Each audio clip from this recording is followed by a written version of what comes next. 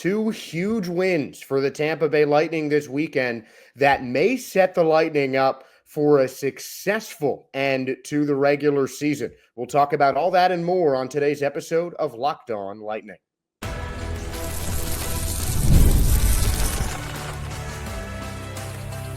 You're Locked On Lightning, your daily podcast on the Tampa Bay Lightning, part of the Locked On Podcast Network, your team every day. Josh Sperber welcoming you into another episode of Locked On Lightning and thanking all of you for making Locked On Lightning your first listen every day. We're part of the Locked On Podcast Network, your team every day. And if your team is the Tampa Bay Lightning, then this is the show for you. Today's episode is brought to you by FanDuel. Right now, new FanDuel customers can get $150 in bonus bets if your first $5 bet wins. And the Lightning's first bet won this weekend. A big game against the Detroit Red Wings, a team that the Lightning had lost the last time they were in Detroit. A 2-0 shutout on January 25th against the Red Wings. That put Detroit ahead of the Lightning in the standings for a brief period of time. And the Lightning needed revenge after two big wins over the Ottawa Senators. Well, they certainly got it. And this was a game that never seemed in doubt for the Tampa Bay Lightning. Right off the bat, not even 90 seconds in, Brandon Hagel puts the puck in the net. Lightning get a 1-0 lead, and a minute and a half later, 90 seconds later, Erik Cernak gets his first non-empty net goal of the season. As Cernak puts in the goal, Kucherov gets another assist. He passes Victor Hedman on the all-time list for Lightning assists. And that, though, did change a little bit. At the end of Saturday's game, it was 610 for Kucherov, 607 for Victor Hedman. But the game continued. The Red Wings got a goal in the first period, about halfway through. And 2 minutes after that, Braden Point hit his 30th of the season, thanks to a brilliant pass from Gage Gonzalez. I mean, you got to give credit to Hagel on the play as well, but the primary assist went to Gonzalez, threaded a perfect pass through the Red Wings defense right to Point.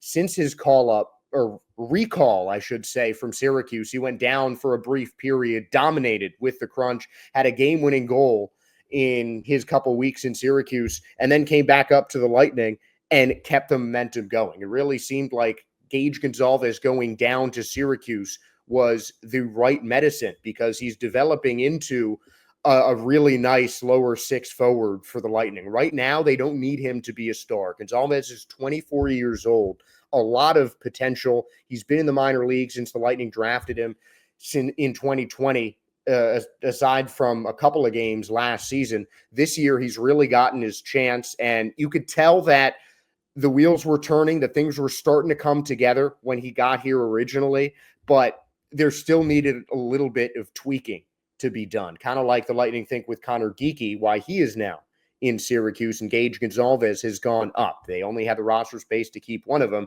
and Gage Gonzalez has absolutely earned it. Not that Geekie hasn't. I think that he could be back up later this season, but Gage Gonzalez, dominating in Syracuse, came back up and has been a huge part of the Lightning offense in every game since. 3 straight games with an assist and a point for Gage Gonzalez, the longest such streak of his career. And it just kept going. It was 4-2 by the end of the period. Patrick Kane on a brilliant pass from DeBrincat after Nick Paul took advantage of a turnover, had a one-on-one with a goaltender after Cernak calls a turnover. Hagel got the primary assist to Paul and just an easy one-on-one. DeBrincat with another really nice one in the second period after a mistake on defense from the Lightning. And, I mean, we've seen at times this season that a goal like that, a goal that cuts it to a 1-goal lead or, really puts that much pressure on the Lightning. And sometimes the Bolts have folded over the course of the year. That did not happen. And the rookie was one of the biggest reasons why. Really good positioning by Duke, just right place, right time. Got a shot off the rebound from Mitchell Chafee. Perbix had thrown it in on there. It was more good puck movement from the Lightning, just continuing to do the things that they have done. They've played the right way on offense, and as John Cooper said a while back, eventually the pucks are going to start going in, and now they have started getting, that kind of puck luck, and the pucks have started to go in. In this case, for the first time in Dylan Duke's career, the puck went in his debut game, a debut goal for Duke. You love to see it. And, a big welcome to the NHL for Dylan Duke. He was selected in 2021, fourth rounder. And the 21-year-old looks like he can be a factor in the future for the Tampa Bay Lightning and could make things complicated for a player like Connor Geekie down the road. And that game really just kind of quieted the madness, because up until that rebound went in, it was just a lot of physical play, just a really strong offensive hockey game. And the Red Wings just kept clawing back. And it finally seemed like they had the momentum in their advantage. And just the rebound falls in the perfect spot. Dylan Duke sees it in stride, puts it in. The goalie couldn't touch it. And then the empty netter came towards the end of the game with just about 2 minutes left from Hagel.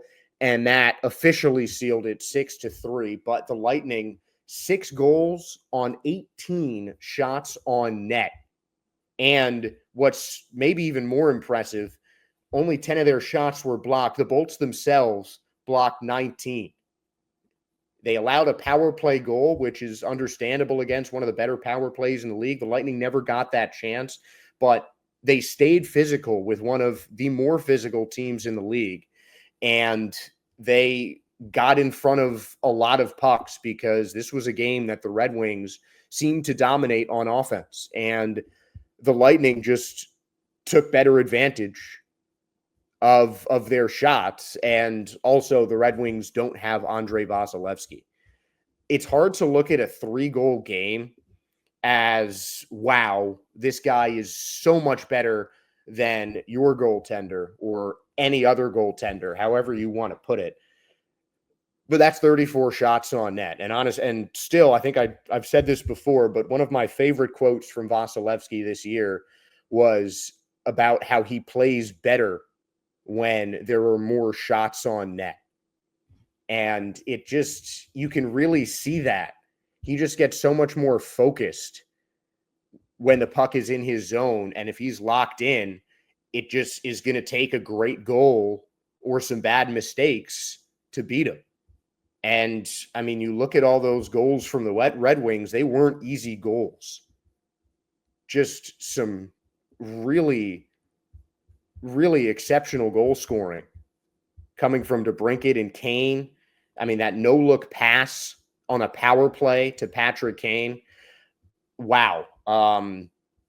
It's not like Vasilevsky is letting these little dribblers go right by him. I mean, he's really making teams work in ways that you just don't see with any other team in the NHL. And he keeps the Lightning in a lot of games that on other nights they might not be in. But, I mean, regardless, Vasilevsky could have had a down game and the Lightning still probably would have won. 6 goals on 18 shots, and it just seemed like they just never shrunk to the pressure. Just a really solid offensive performance from the Lightning, and then backed up, as always, by Andrei Vasilevsky. And another thing about Nikita Kucherov, I mentioned that he passed Victor Hedman for sole possession of the most assists in Lightning history again. Nikita Kucherov passed Martin St. Louis in two categories.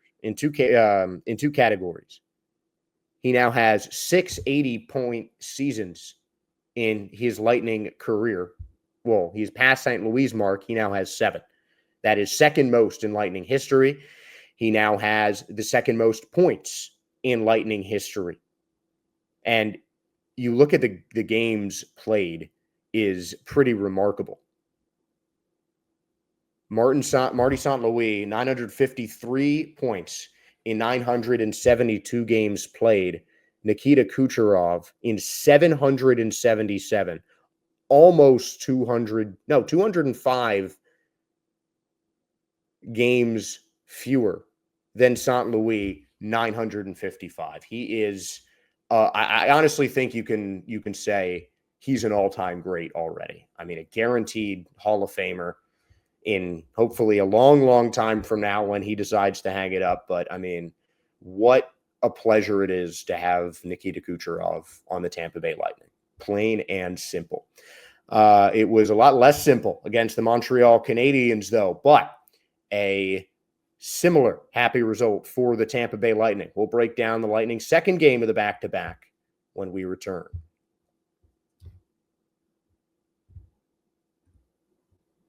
When the game tips off, NBA action is just getting started, and there's no better place to get in on it than FanDuel, America's #1 sportsbook. With FanDuel, you can place live bets on any sport you choose throughout the game. So even if you miss the opening tip-off or want to bet on a fourth-quarter comeback, you can stay in on the action. And if you're looking for a bigger payout, you can even combine your live bets into a same-game parlay. I love using FanDuel's live betting feature because it keeps every moment of the game exciting. Whether I'm backing the Bolts for a late-game rally or picking a player in the NBA to hit a clutch three, I never feel like I miss my chance. Plus, the app is easy to use, and when you win, you get paid instantly. Right now, new FanDuel customers can get $150 in bonus bets if your first $5 bet wins. Just visit FanDuel.com to join today. That's FanDuel.com for your shot at $150 in bonus bets. Make every moment more with FanDuel, the official sports betting partner of the NBA.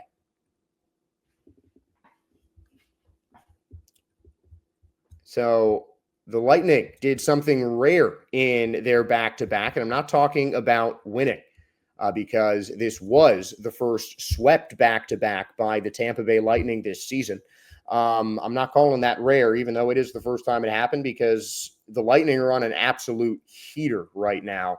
And this game against the Canadiens certainly proved it, because even though they were outshot by Montreal 35-21, it just seemed like they were controlling the game. They just had Montreal right where they want them, and were just picking their spots to take their chances, which was especially impressive considering Nikita Kucherov was ruled out after the warmups. He participated in morning skate. Everything seemed good to go, and he came off a little bit early during the warmups and is now listed as day-to-day. And the injury is not likely to persist until after Four Nations. Fortunately, the Lightning not only have the Four Nations break, but they were able to step up on every single front with, I mean, any loss to injury is a bad loss, but your best player and the best player on the planet getting ruled out of the game minutes before puck drop is not an easy thing to deal with. And the Lightning just came out of the gate absolutely firing. I mean, it was like they were upset that that Kucherov was out. And, you know, again, they were just picking their spots, and they didn't go in for a little bit until Nick Paul's goal in the first period. And as good as that shot was from Nick Paul, just Brandon Hagel continues to impress me with his chance creation, as does Gage Gonzalez, who created another chance for Victor Hedman just 3 minutes later. Hedman coming in on a really smart pass from Gage Gonzalez, just continuing to show his improvement, his development, and how much that has accelerated this year. He really seems like he's developing into a solid forward, and he's been a big reason that I think the Lightning, over the course of this series, have had this success, because the Lightning have been very first-line dominant. And it's easy for that to occur when your first line includes three of the best players on planet Earth.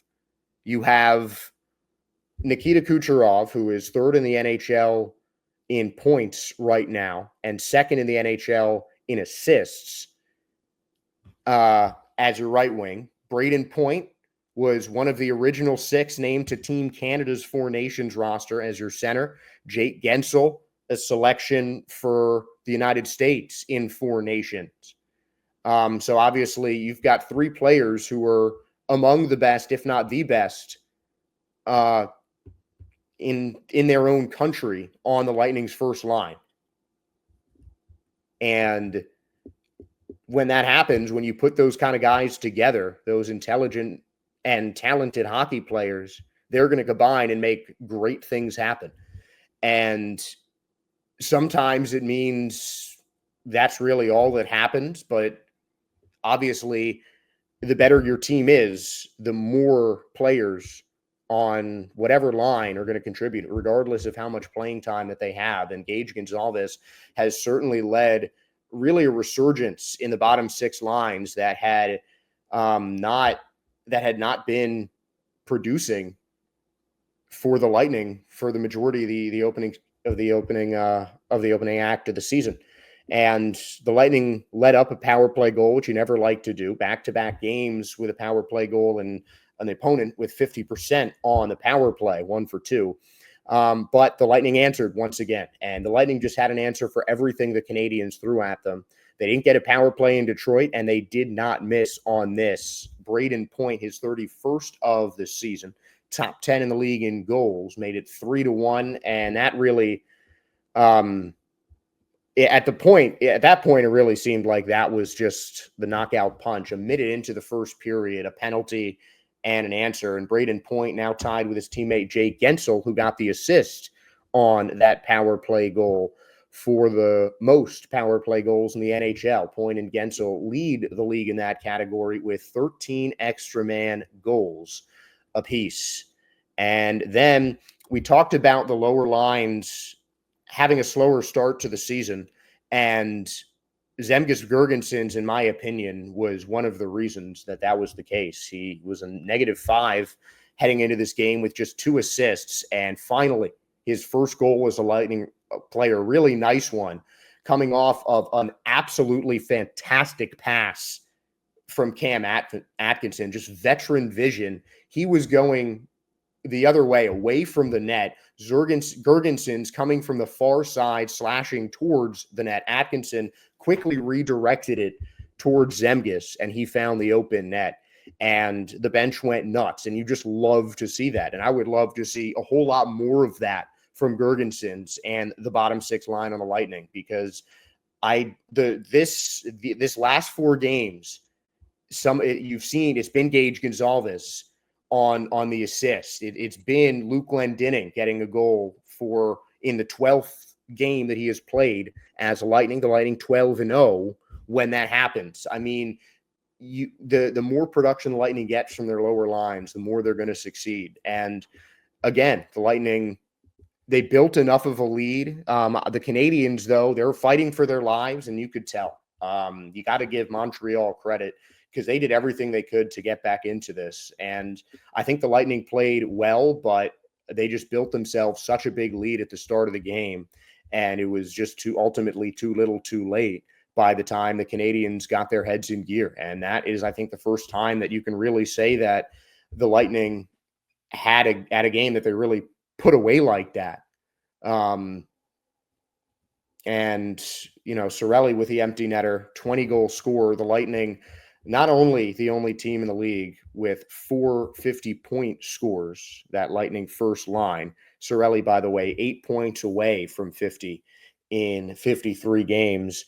They also have the most 20-goal scorers in the league, with Cirelli now being their 5th. 25 for Kucherov, 26 for Hagel, 27 for Gensel, and of course 31 for Braden Point, who is among the league leaders in that category, though Leon Draisaitl is pushing 40 in that marker. So he is currently the leader and favorite for the Rocket Richard Trophy. But the Lightnings don't play the Oilers until the end of February. We don't need to talk about that until after the Four Nations break. But that is what we're going to be talking about next, because the Tampa Bay Lightning are red hot. And now, with exception of 5 Lightning players, they're off for a couple of weeks. So now what? Let's talk about the state of the Lightning at the Four Nations break.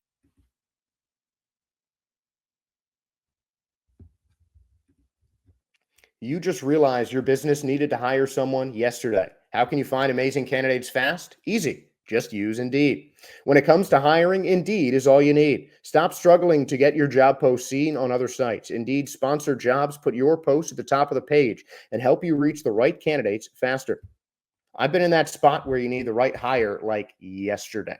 The pressure's on, and every day without the right person is a setback. That's exactly when Indeed's sponsored jobs come in handy. They make sure your post is seen by the right candidates right now. Now you can speed up your hiring process with a $75 sponsored job credit. Just go to Indeed.com/LockedOn right now and support Locked On Lightning by saying you heard about Indeed on this podcast. Terms and conditions apply, but if you're hiring, Indeed is all you need.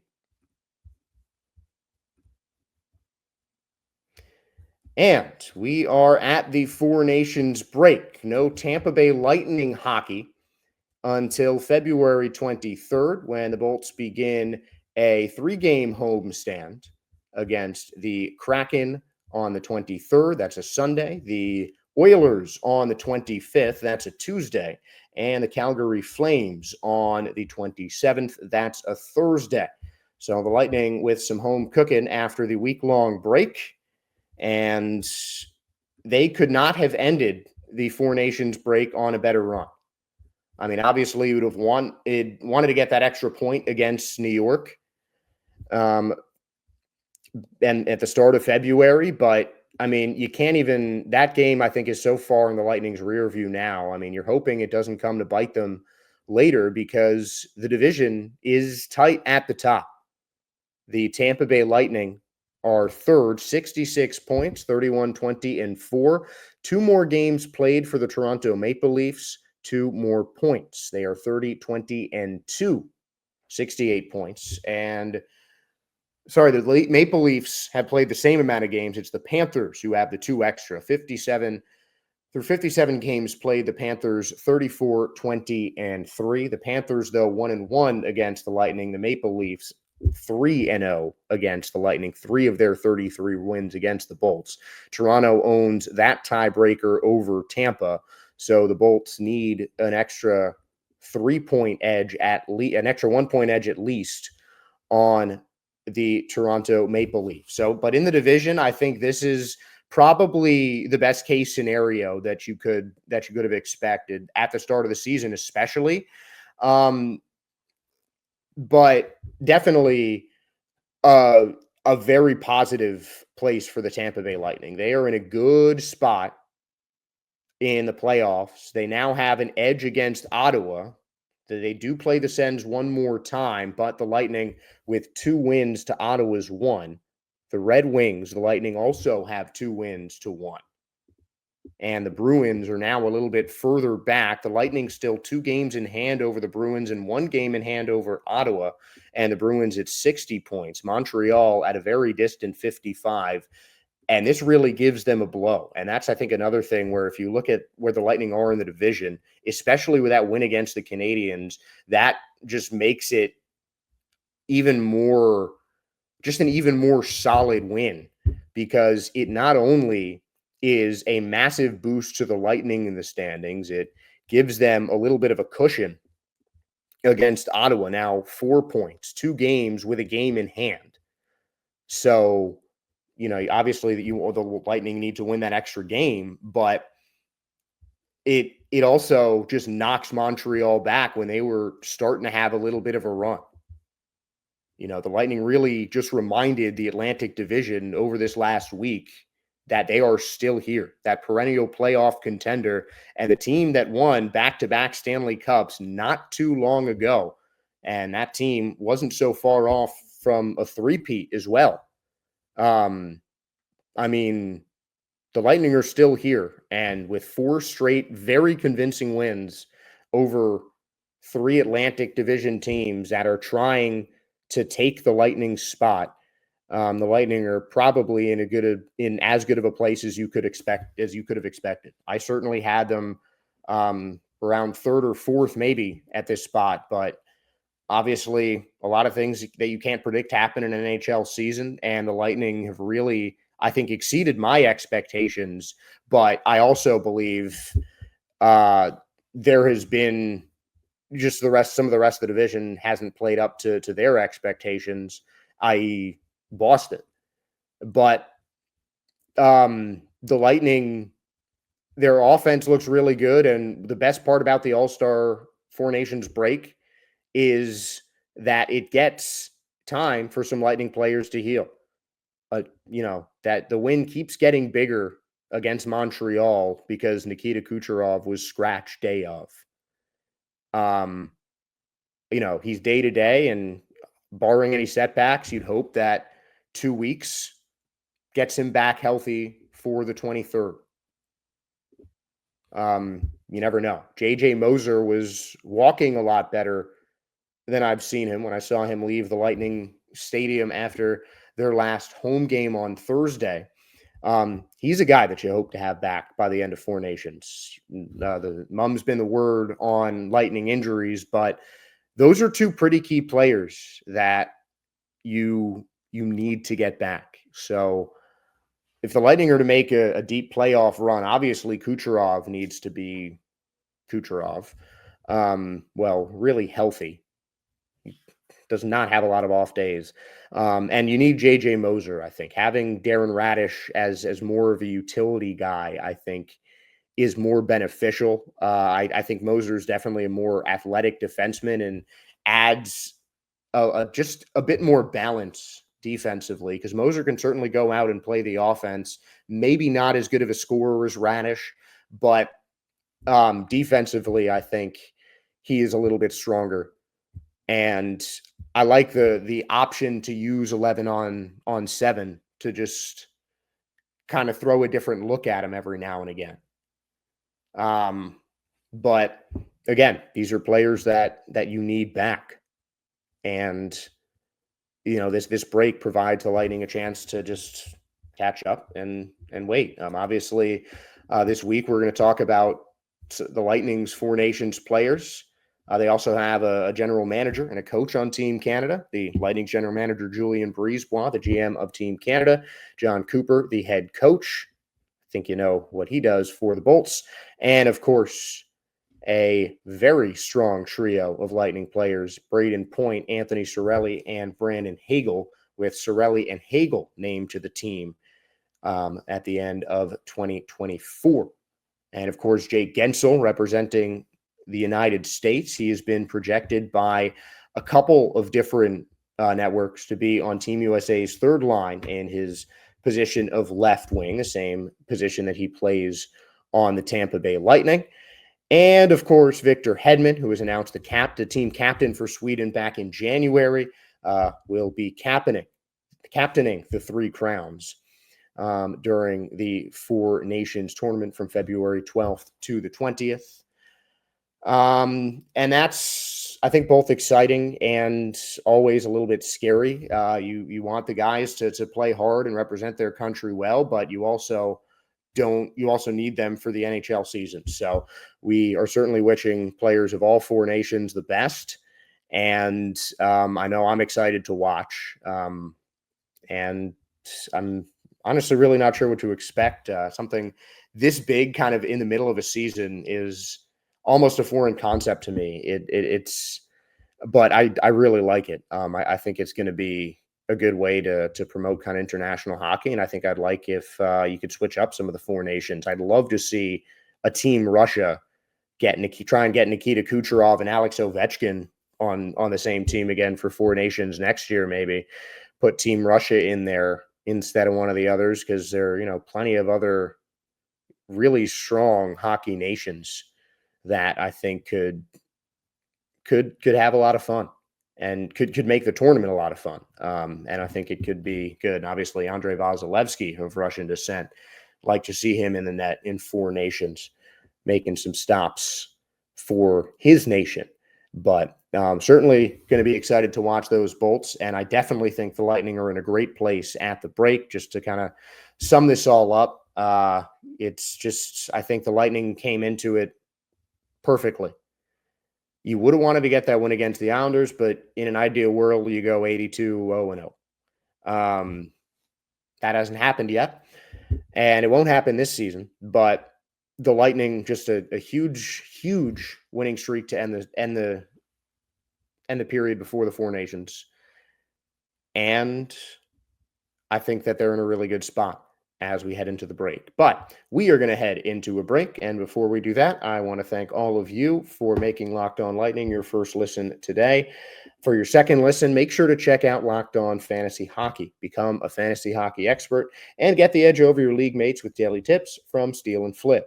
Find Locked On Fantasy Hockey on YouTube or wherever you listen to podcasts. And wherever you've listened to this podcast, please give us a follow, a like, a subscribe. Really appreciate your guys' support. And once again, I'm Josh Sperber, thanking all of you for tuning in on another episode of Locked On Lightning. And have a great start to the Four Nations break. Go Bolts.